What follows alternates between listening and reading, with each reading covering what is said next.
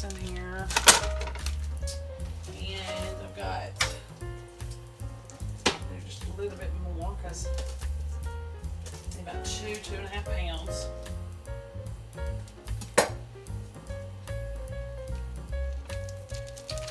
Okay, and then we'll get that cooked up.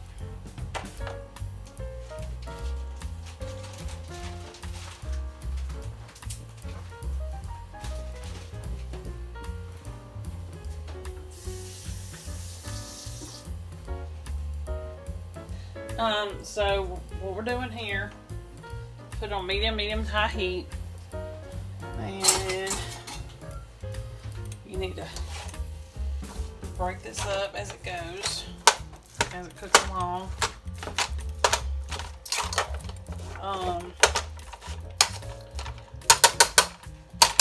You don't really need to put oil in it. There should be enough fat off of the ground beef to make oil. So you just let that simmer and cook until it's complete, and I'll come right back. Okay, so since you left me last time, I've already got the ground beef, the onions, and the celery cooked and drained. So you probably need to drain that off a little bit. You don't want hardened grease or congealed grease in your food once it cools down. And I did boil a little bit of elbow macaroni. How much you put in it is up to you.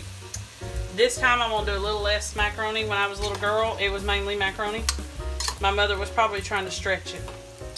So that was probably why she used mostly noodles. Anyway, so I've already got this drained. You've got onions in here, celery in here, cooked ground beef.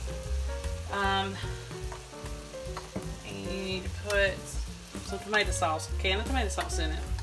But save that can because you're probably going to have to add some water. And I also put a can of diced tomatoes in it. They don't need to be seasoned with anything, just regular old tomatoes. Okay. Maybe what we'll do is we'll use some of our pasta water in here.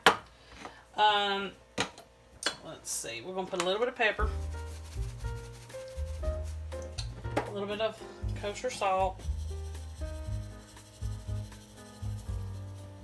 and then we are going to check these. Let me check these little noodles real quick. Okay, they are not ready. Let's let them cook just a little bit longer, and then we'll add them to the meat. Okay, so since I left you, or you left me, however, I added 2 bay leaves too. That's kind of important. It gives a lot of flavor. So we got some salt, some pepper in there, some bay leaves. We got onion and celery. Now because we put the onion in there, we don't have to put, you know, onion powder or anything like that in there. I don't even think, my mom never even cooked with bay leaves. All she ever put in there was salt and pepper. Here's your macaroni. Or your elbow macaroni. Already cooked. Okay, so as you can see, it's not very soupy, and it kind of needs to be. So you can use your pasta water, or you don't have to. It's alright. Just add at least a can of water, because that's how you want it, right there.